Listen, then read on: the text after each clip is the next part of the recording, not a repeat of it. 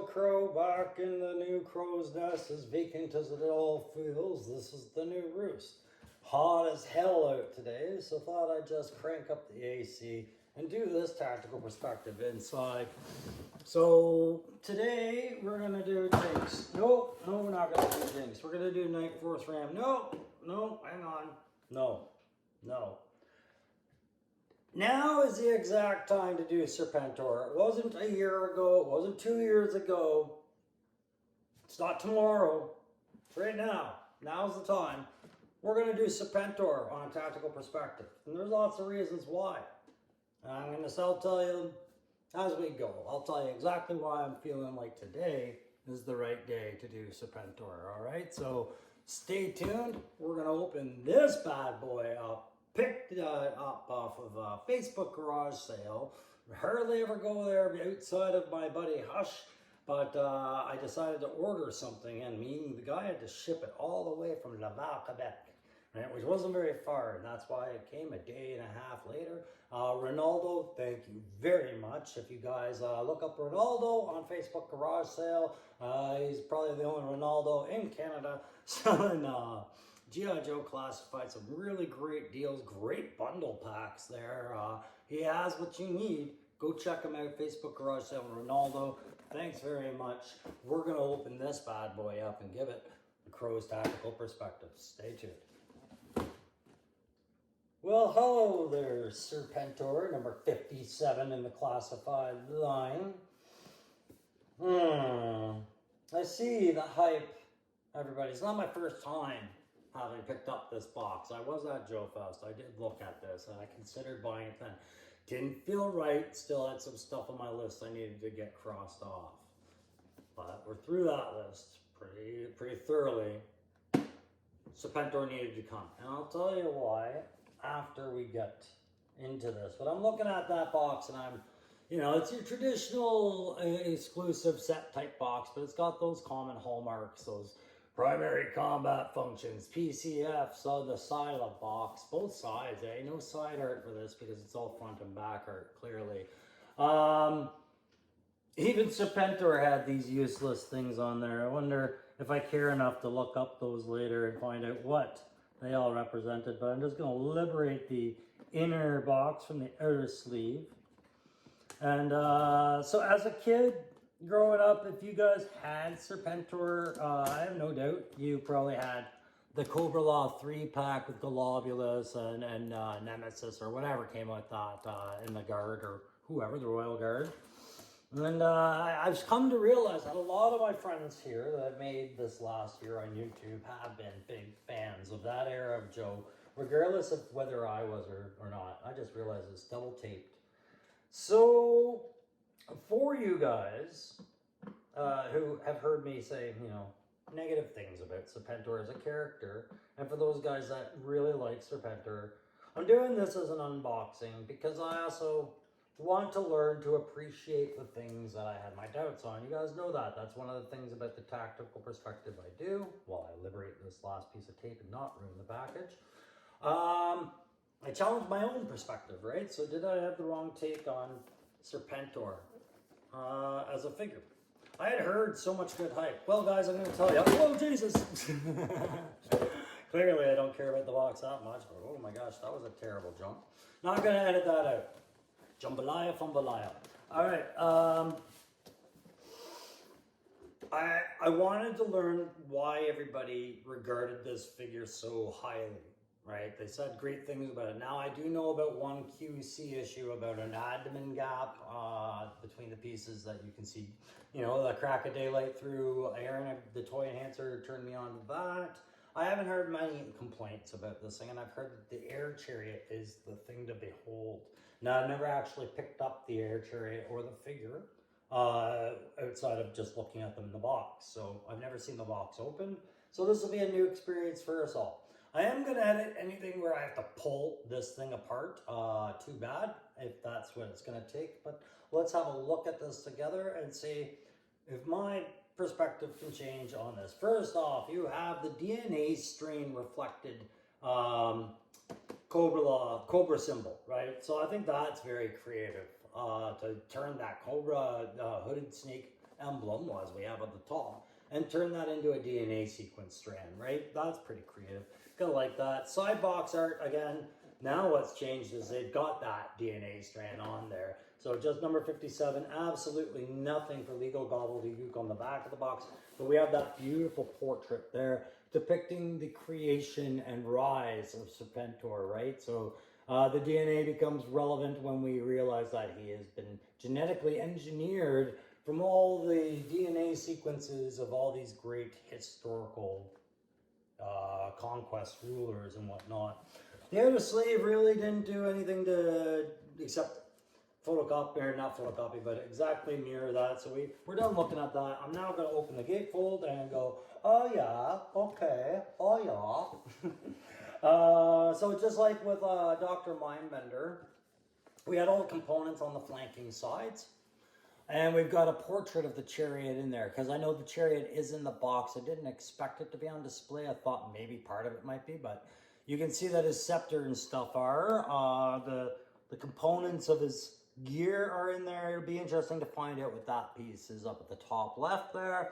And then everything pretty much appears to be what I expected. He's got that fabric cape. I forgot about the fabric cape. And so I'm going to open this up. I'm going to pull all these components out as delicately as I can to salvage what I have allowed to remain of this box.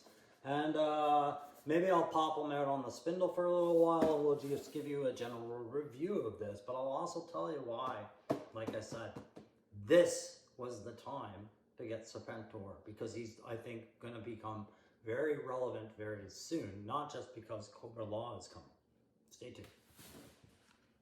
As I said, guys, I'm not going to bother ripping it all open in front of you. I will take it apart slowly, but what I would say is one thing I respect about this, I had to learn, was that these gatefolds open on the sides to pluck your components out and then put the screen back in after if you want to.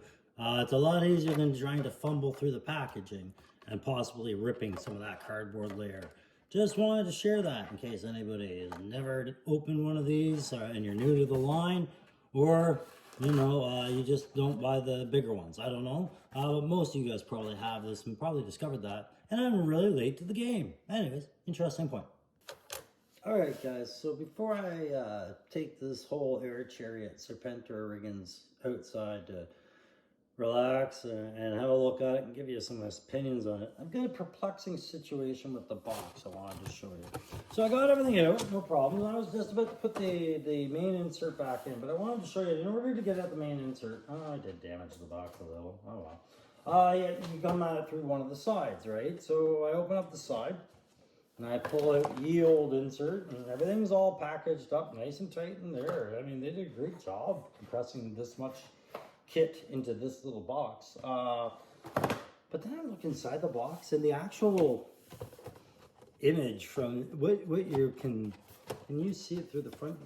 A little bit better probably. But this image is actually repeated back inside the box. If you can see it just poorly lit there. And I was like, why? It just must be one of the manufacturing things that they had in the print shops. They had this is, you know, it's a zero extra cost to do this. In fact, we kind of have to do this to make it easy, I guess. But it was like, what a wasted imagery. But I just wanted to show that to you. All right, let's go outside with this. Well, I guess we'll just try and do it this way, guys. I just spent the last 15 minutes trying to get Serpentor here balanced on my little spinning, noisy, rickety thing. But because the ground isn't that level, I don't even want to wobble back and forth. So no spindle action on this one until I move him inside. And maybe that'll work better for him. But I noticed his ankles were a little bit weak, meaning that there was a quick wobble in them. They weren't stiff coming out of the box. Same as the waistline. Just really kind of loose when I got him out of the box. And I had heard that before. You could see that rickety pivot in the ankle there. Very, very hard when he's turning. Which is fine. As we'll find out, as most of you have found out already, he's probably going to be riding that Chariot the whole time he's on the shelf anyways. It's an amazing piece of kit. So Serpentor, again, a little bit past my era of Joe collecting, and then coming back into it. You know, he wasn't on the high priority list. I had other characters like Mindbender and Blood in mind for what I was going to pick up for the priorities. All right, so this figure was priced high. It was hard to get. It was a convention exclusive, and it was Serpentor, a character I thought was a little bit more jumping the shark than action villain at my age, right? So coming back to the line, what did I see? I saw a lot of high praise for what Hasbro had done with this figure. The design team had a lot of pride in this, and a lot of the collectors had a lot of high things. Sorry, not high things, but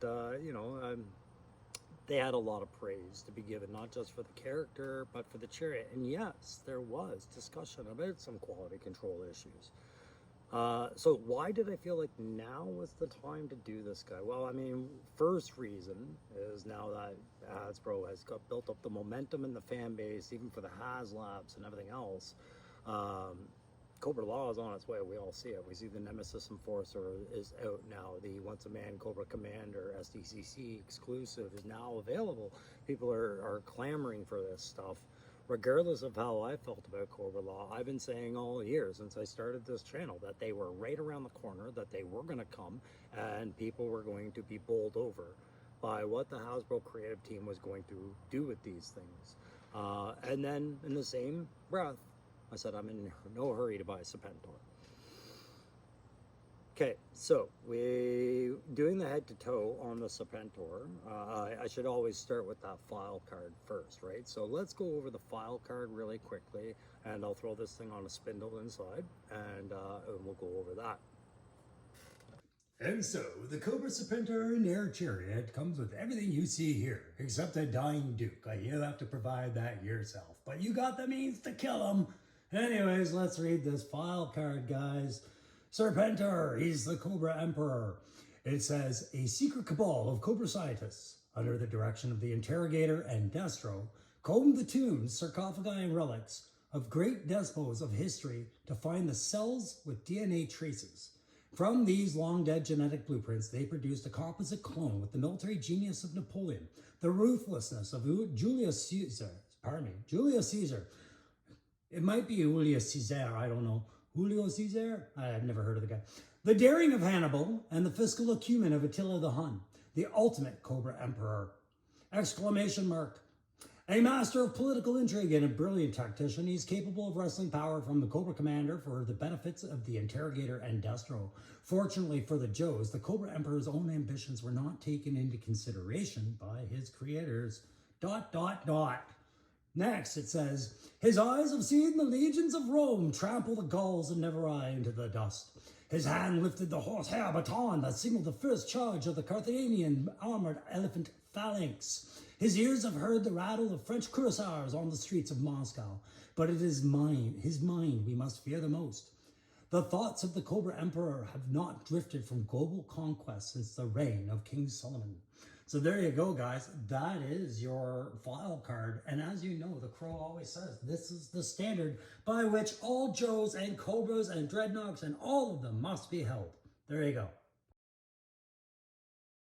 All right, that was fun. Now back to Serpentor. Okay, listen. Overall, that head to toe, what we see in this inspection is I've got two different head hood parts here, right? One that goes directly on his skull. With this one, with the singular fang. And guys, I am not a big enough Cobra Law historian or Joe historian growing up without the cartoons. I don't understand the relevance of the single folded in fang and the one that's out versus the dual fang and the more advanced hood. This was the one clearly I wanted to put on. This is a one piece and this one is a two piece, and the way they replace is just simply this is the back post. They have a special groove for this one. It's rectangular, not common like the backpack post that recesses right there into the back underneath the cowl or cloak, whatever. Anyways, that piece comes off, and then of course the top skull cap would have to come off like that. That's sectional, and now he looks like Murphy from RoboCop, ready to get new whatever, right? But then the singular piece would clip into both places as such. So there you go. Very simple little clip-in system. I can appreciate the simplicity of it. I just didn't understand the relevance of it. So if somebody in the comments wants to share the relevance of why that was such a catching feature for this figure, that would probably help me out. It's one of two choices you had for the head, and just as with such, you have the two choices for the arm in the version of the claw. You can have the retracted claw where it's folded in, or you could replace it with the extended claw. All it is, again, very same with the way the cowl works, and is just the clip system, and we clip the new claw in like such. Oh, sorry, I'm not wearing my glasses right now, so there's the post, like such. So there we go. So far we've had two pieces of additional kit that has good interchangeability and function with the character. So far, it's living up to the expectation I had as to, people don't clamor over these things for nothing, right? Like, we know when we've seen a bad fig, we know when we see a good fig. I came into the line late last year, around just after Rock and Roll had been released, and what I had heard was that everybody was saying the Serpentor was an achievement, and I had to see what it was about eventually, right? So two functioning pieces of interchangeable kit, not bad so far. I kind of do like this one better, but for the moving on, I will. He also comes with his own sword, and what you're seeing is a lot of kit that cannot be reused with anything but Cobra Law characters, or perhaps She-Ra. But yeah, he's got that sword. It's got the Cobra hood on there, or a coil emblem, I guess it would be, whatever Serpentor's personal retinues were. I thought they were the coil. Anyways, that's a fine piece of kit. I've gone over everything except the scepter so far. The scepter, it's nothing wrong with the scepter. It is one color. I felt like it should have been two. The staff and the top. This top should have been the gold piece. This probably should have been like something mummified or green. Like maybe mummy wrapped or green for the staff, and then gold at the bottom. But yeah, what are you gonna do? They're using a lot of great stuff into this figure, and they're trying to keep the price at a point. I get it, but so far I'm impressed, and it's a character that does not impress me overall. Not bad, but those QC issues in his wiggles, they're kind of unignorable. His torso does have a quick shift bend, as do his ankles, that I have been dealing with since I got him out of the box. Now, like I said, he's going to end up on that Air Chariot at some point, right? So the Air Chariot is where I say this is the time to talk about Serpentor again, because we'll get there. Let's finish the rest of the head to toe. If you like these videos, like, share, subscribe. I got that out of the way. Thank you very much. Leave a comment. Tell me more about Serpentor and what I missed. But so the chest, I've got nothing more to say about the actual body sculpt. I think it is glorious. I love the way that the armor mesh is woven. That, and I'm not a guy that likes gold and shiny things. I like my flat black and my camo, right? But that is an impressive paint feature. I love that facial sculpt, and great paint on all of this so far that I found. If there is a paint flaw in this, it's very hard for me to find it right now, or even give it any real mind, because so far everything I've seen on it, it's beautiful. It is a beautiful figure. I'm having a bit of QC issue with the wiggliness, but beautiful figure. Moving down the legs, yeah, whatever. It's your typical. I get like an Egyptian god vibe off this thing, which is always what I've kind of associated Cobra Law to. I know they want to be more associated to more like Neptune, it seems, but I definitely get more of an Egyptian vibe off them.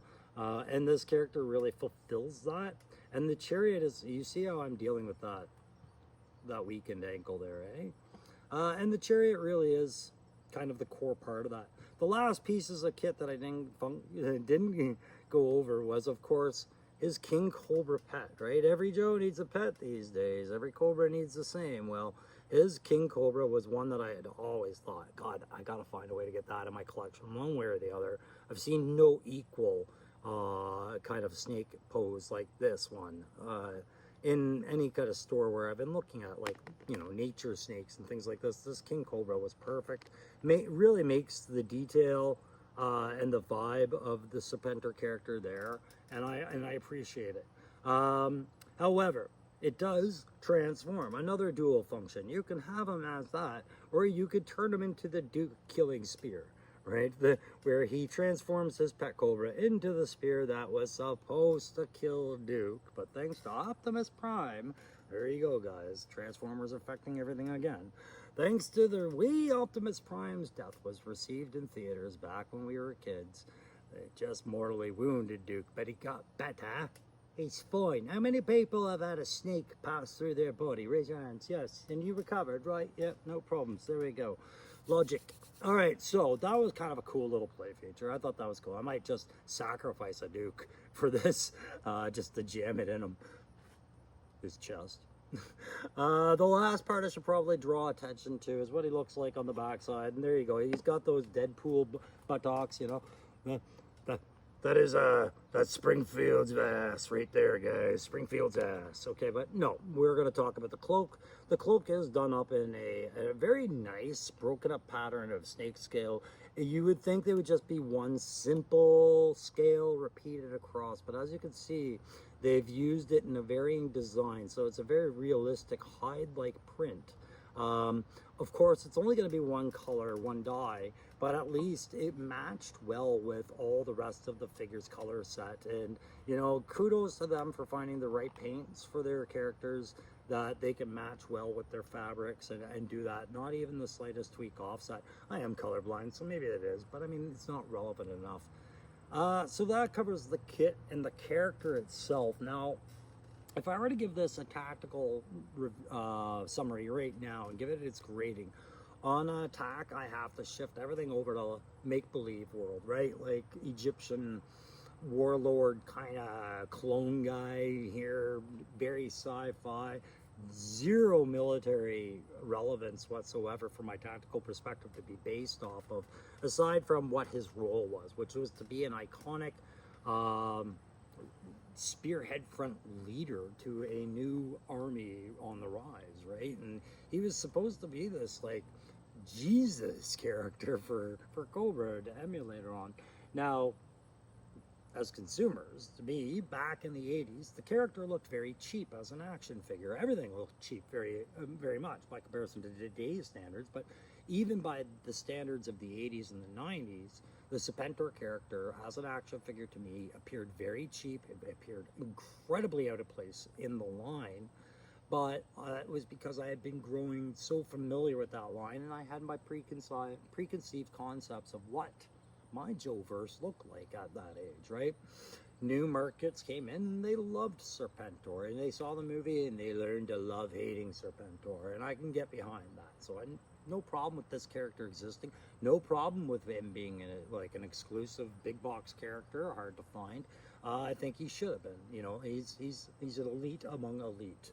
But the tactical way of looking at him has to become, does he achieve the goal? Yes, he absolutely does, and I'm not bringing in the Chariot. Just the fact that he has a platform that's dedicated strictly to him would factor into the tactical way of saying, yes, he's achieving that role. Having a platform for yourself, even coming with a podium would do this, but the Chariot, we'll talk about that later, but it does affect his grade.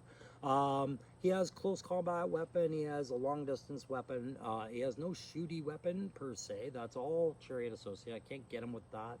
So the body armor and the image is what we're talking about. The fact that he keeps a King Cobra around, that he can use some sort of sorcery voodoo to change into things like that.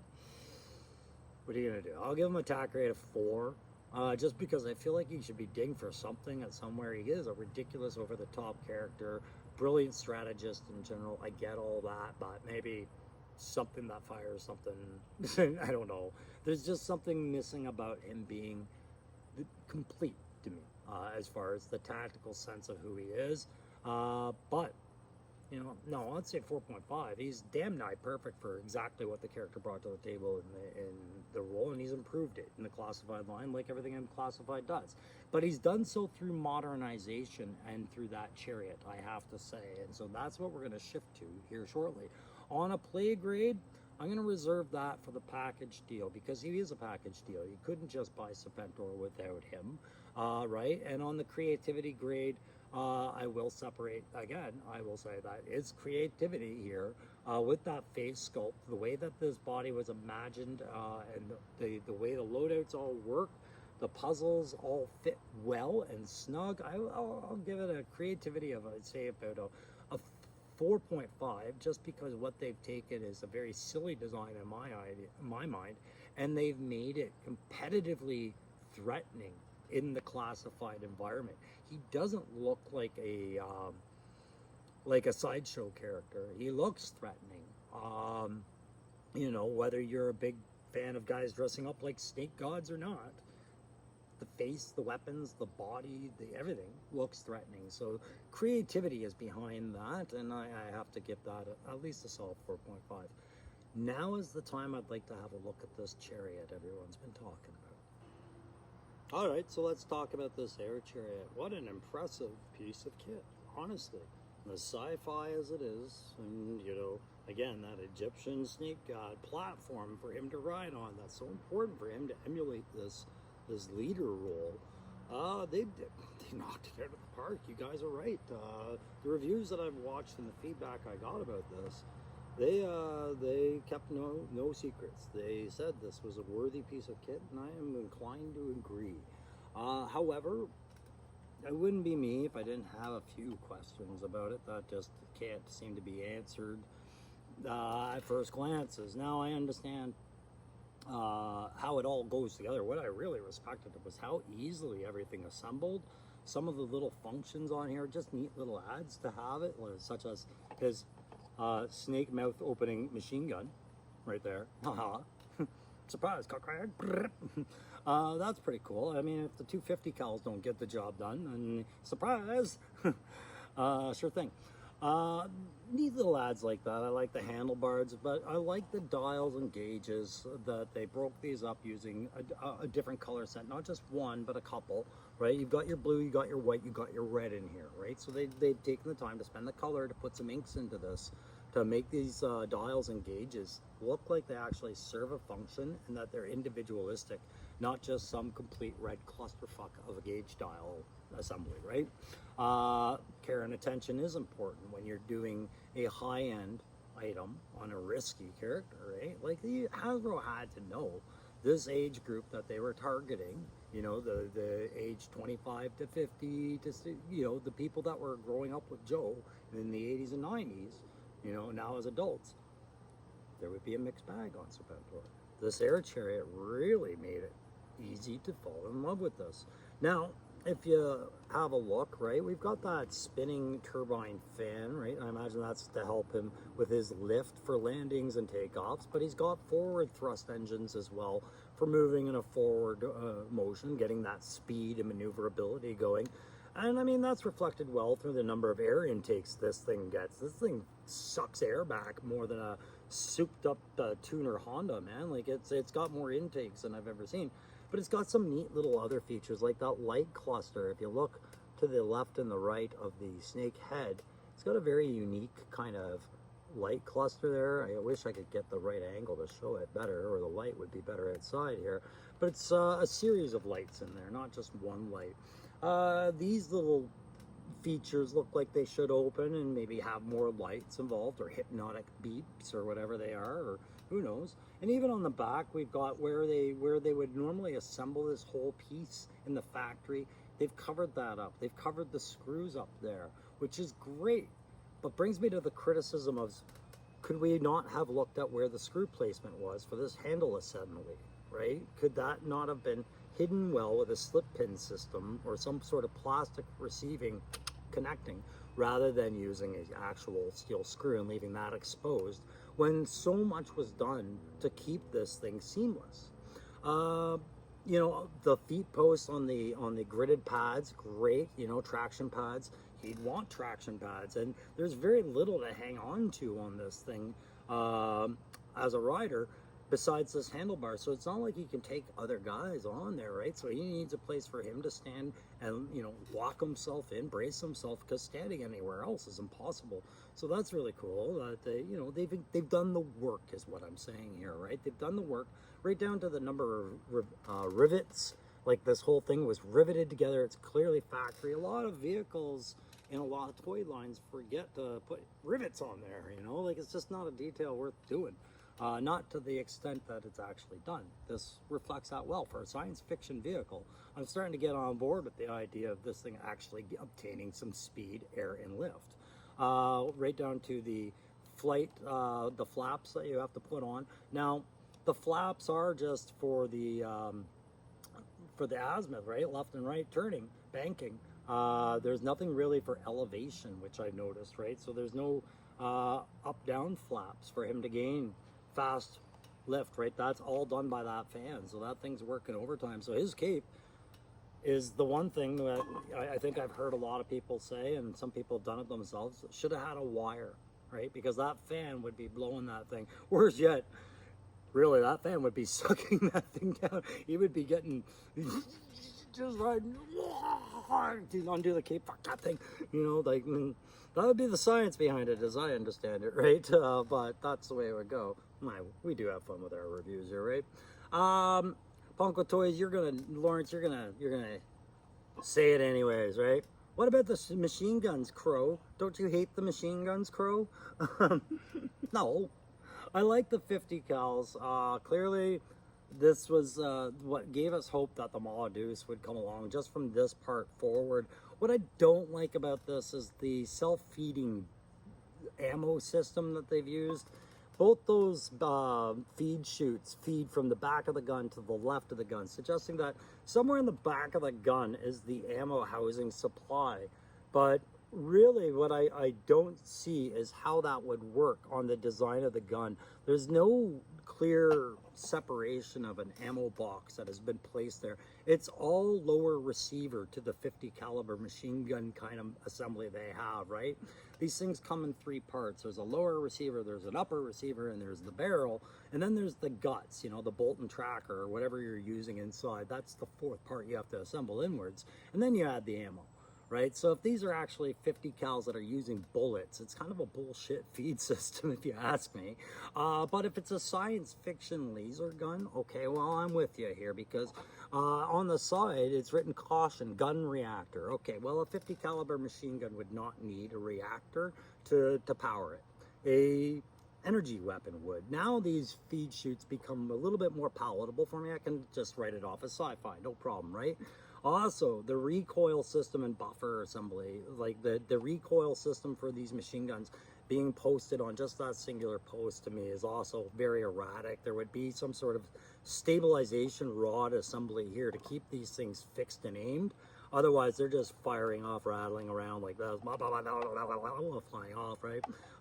Without stabilization. So I have to just chalk up that sci-fi factor and get rid of ballistics entirely on this one. So I talked about that. It's got a designation of ZE 03, so I have no idea what the Zulu Echo would denote, really. Just as Zulu is a call sign absent from its normal position with its unit. It's a Zulu call sign, sure. However, why it's the third Air Chariot? Maybe he's crashed and burned a few. These landing gear functional. They can fold down and up, which helps us achieve some levitation, because there is no real good flight post system or stand that locks into this to help you do that. You'd have to design one for yourself, I think, or really examine what's out there on the market and see if you can rig one. Conversion guys like myself, Aaron, you know, Iron Ken, we can solve these problems if we want to, but man, it takes a lot of thinking sometimes, you know, and sometimes the solution just isn't worth doing, you know, it's just not worth doing. Landing gear are provided because it's not. So overall, the Air Chariot really sealed the deal for this package and made everything palatable. I did get this at a good price here in Canada. Thank you very much, Ronaldo, for providing this at the price you did. The shipping was more than was beautiful. I missed shipping to someone back and forth here in Canada as opposed to the States, because it was very manageable shipping cost.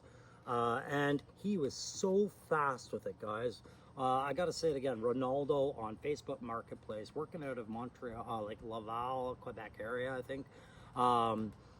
Yeah, just hours away from Ottawa, but man, like this thing showed up 2 days later. He made it a priority to get this to me. So thank you very much, Ronaldo. Merci beaucoup. And I would do business again with you in a heartbeat. And I hope somebody here in Ottawa that watches my videos does look up at your catalog and throws you that business, because you had an amazing selection and some fantastic deals. Well done, you. So let's now go back and revisit this play factor. All right, we get a snake, we get a Duke Killer, we get a Shira, right? We get alt hood, better than the other hood, should have been on there, gonna put it on there soon. And we get extra claw, retracted as opposed to extended. Okay, we get the staff, we get the cloak, and then we get the Air Chariot. Now, that's the second reason I said this is the time for this. Okay, I'm giving this a play grade of 5 out of 5. Hard, and I think everybody would agree. You have enough here to have some incredible shelf presence for your Cobra. You have a very identifiable, iconic leader for your shelf on his iconic mount, right? They knocked this one out of the park. So why is it time now to talk about it? Because of Destro and the Iron Grenadiers. The spoiler. This is the standard. This is what we should be expecting for Destro to come for the Iron Grenadiers. In my opinion, this should be the Iron Grenadier Destro, and this should be the Despoiler, if I'm getting that title right. But you know what I'm talking about, his personal mount. Secondly, the Dreadnoks have now had Road Pig, Torch, Nagahide, and we've just seen the renders for Zartan's brother there. What's Xandar? Thank you, no one. I'm by myself right now. Xandar. Okay,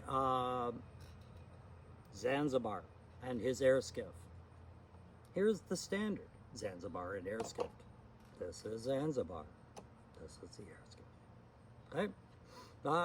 Is that the only one? Well, the Chameleon. Could there be a Zartan coming again to revisit that Master of Disguise, Master set, but this time to deliver us with a Chameleon? Could they bring back the color change Zartan? It's achievable. People are doing it. Go see Model Misfits 1138, or Model Misfits, our good friend Loki Wartooth. Go visit his site. He knows how it's done. It can be done. It probably should be done. This would be how to do it. I stand by what I say, right? 4.5 and 5 on the overall grades. This thing was worth the hype. It was definitely understandable why this thing was as reputable as it was, even by people who by normally would admit they are not fans of Cobra Law. This set a standard and a precedence that, quite honestly, I think Classified's been held to and sometimes fallen short of in the past. But this is, I think, where they put their focus as well. Let's do this again. A ferret. Let's do this again. An MMS. Let's do this again. All right. The asp. Let's do this again.